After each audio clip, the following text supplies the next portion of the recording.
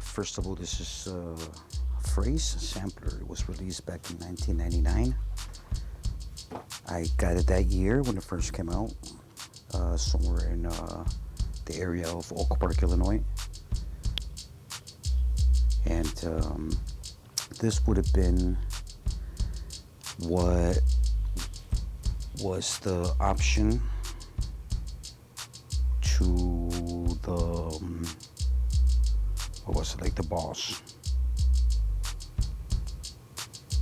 the Dr. Sample, I want to say boss, like a SB202 or something like that. It also came out in the 90s. Much more expensive than this Zoom sampler. So now let me tell you a little background story. When I ran into this sampler, I wasn't even aware of what sampling was, right? So I go into a little guitar music store. You know, I'm a musician, kid. I'm a kid. I'm like 14, 15 years old. Give and take, maybe 17, somewhere around there. And, you know, I'm not schooled in any of the ways of like electronic music, recording anything. I just have played some keys in a band, my school band, high school band. So anyways, I go in there and I still remember this salesman. His name is Paul. This Polish guy. He looked like a hair rock type of guy, but like really cool dude, right? So here I am, like this little Mexican kid comes into the store, like, you know, looking around, big eyes, right? No facial hair, just a kid.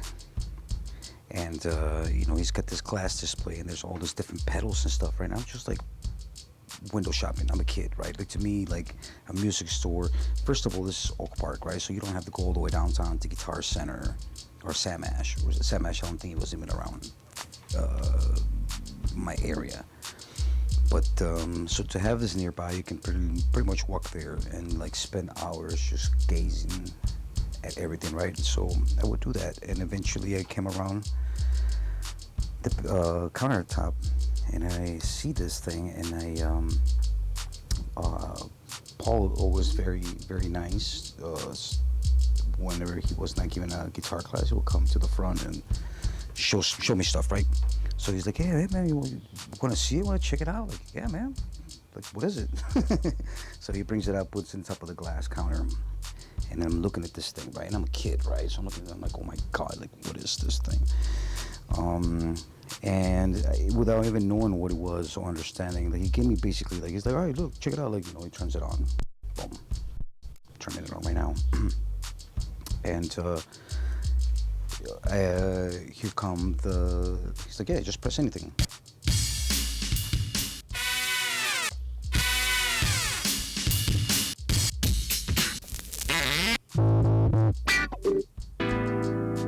I'm like, what is this? It's like, it's a thing where, like, you know, you record things and it puts it in stores in different banks, and like you can have a drum set playing with you. Practice with it, right?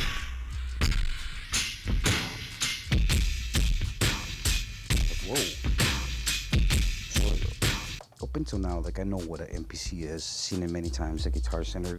Could never dream of affording one. I do own one now, but a very basic version, MPC-1, but still, like, took me 20 years to be like, all right, I got that kind of silly money, right? Which I don't regret ever buying an MPC. But going back to the Zoom, this being the option for a poor kid, going back to the story with Paul at the store, is like, yo, how can I get my hands on one of this? It's like, you know, like, you could put it on layaway. And I'm like, what? What is that? I'm a kid. I don't know nothing. Everything needs to be explained to me. So I'm like, all right, cool, bet. Working at McDonald's, like, I'll come by and like just drop off my checks. Long story short, short winter, short time later, I paid it off, went home, plugged it in, and didn't know what to do with it. You know, I had an idea what it did, but never, you know, up until then, I think I had an experience where somebody had borrowed me like a Boss drum machine, I want to say, that they had no manual, and it was like the really old school ones, right? They're like all the terminology on the paneling is like non-verbal to me. Like I don't understand none of what it's saying. It's like for drummers and like dedicated musicians, and I can never get it to work. So when I was, looking at this, I was just like intimidated, right? But fair enough, quick enough, I learned what I had to do. This is the end of the 90s, so I'm a poor kid. I don't have turntables, can't sample from turntables, don't have the right wiring for doing complex sampling. But what I could do was connect it to my CD player. So I would go to the Play It Again musical round stores and get some of those like CDs with sound effects and and just instruments or stuff like that. It's still, mind you, haven't discovered hip hop. You understand what I'm saying? Like I have a sampler and I don't know what hip hop is.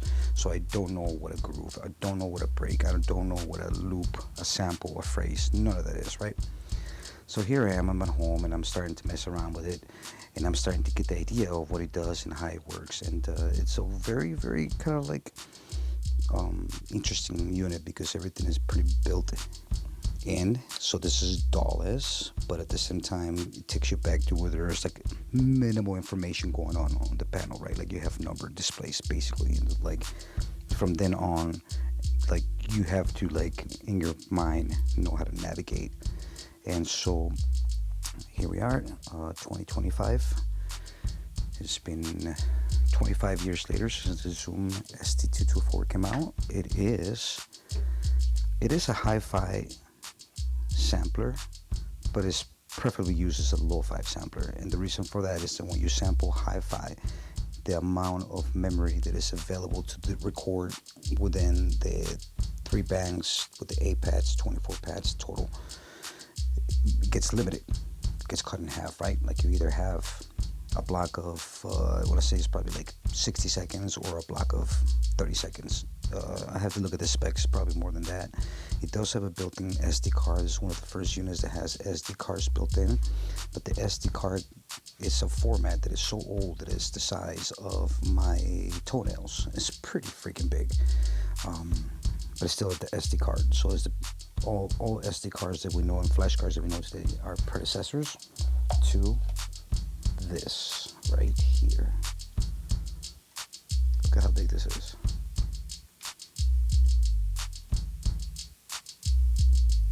Look at that. It reminds me I gotta go online and try to find a couple more of these babies to have for backup. I'm trying to zoom into it. Pretty wild, huh? I mean, I have some pretty, I'm a construction worker, so I have some pretty husky hands, and this thing is freaking massive. Okay, so I'm gonna put it back in where it belongs, leave it in there. And of course I have various amounts of projects saved in there that, samplers become kind of like a drafting table in disguise.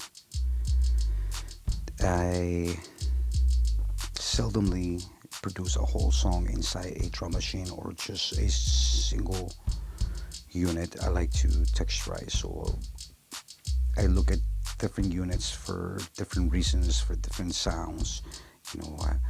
I like to collect sounds. I have a whole lot of keyboards upstairs in my other studio, Nord, Kurzweil, stuff like that, just for the specific type of sound timbre that I get from them for texturizing. I could be playing everything inside the DAW, like virtual instruments, but I really, really like the characterization of sound that comes from not just vintage and analog sound, but like just diverse formats, right? So here we are, back into the Zoom ST224. Another great feature was the effect region, which is hard to tell here. Try to zoom in a little bit. There you go. It's basically this area here that has all this dial for two type of effects to be utilized, not simultaneously, but you can either pick the top or bottom, so it's all those points times 2, right? And then these are the perimeters to be able to work them. It's pretty simple dials to apply different aspects and perimeters of the effect. Cool. Now we're going to get a little bit into what kind of stuff you can plug in.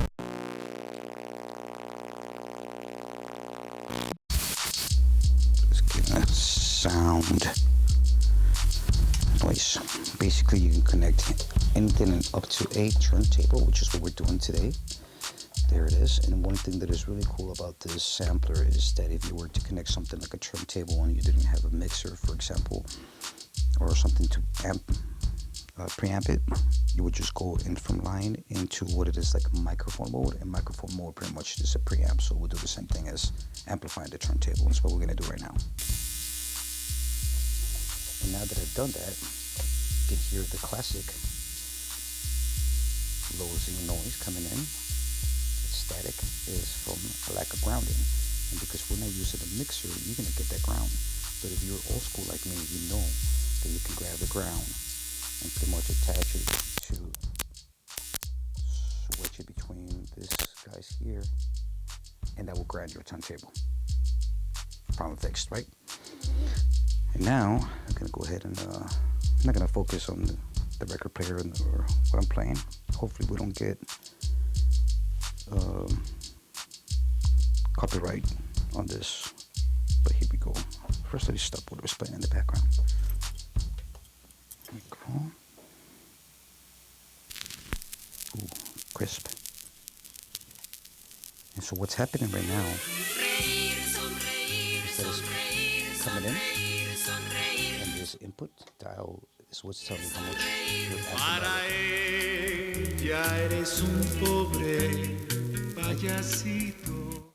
So what you would do is also basically one of the basics of a lot of the stuff going on in this pads is that it's pretty much like press and hold, or like pad, choose, press, hold. Like there's a lot of that going on. I'm not gonna get too much into the explanation of that. I'm gonna try to just flow with it. But you could also kind of like route that into the source.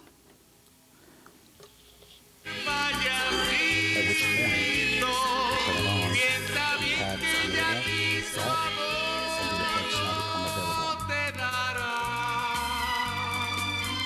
Tu destino ya está para siempre marcado.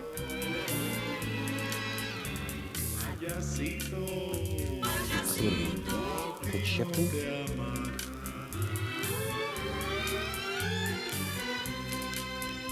Some of the effects is like time stretch. Just go time stretch. No puedes ocultar con tu sonrisa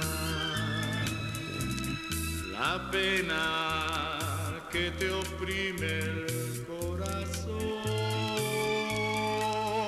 pues siempre habrá alguien más a quien su amor dará a ella. No le importará. But it was time to play some more sensible samples.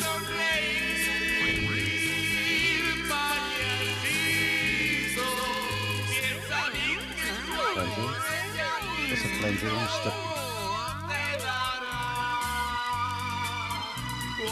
Speed. And how much?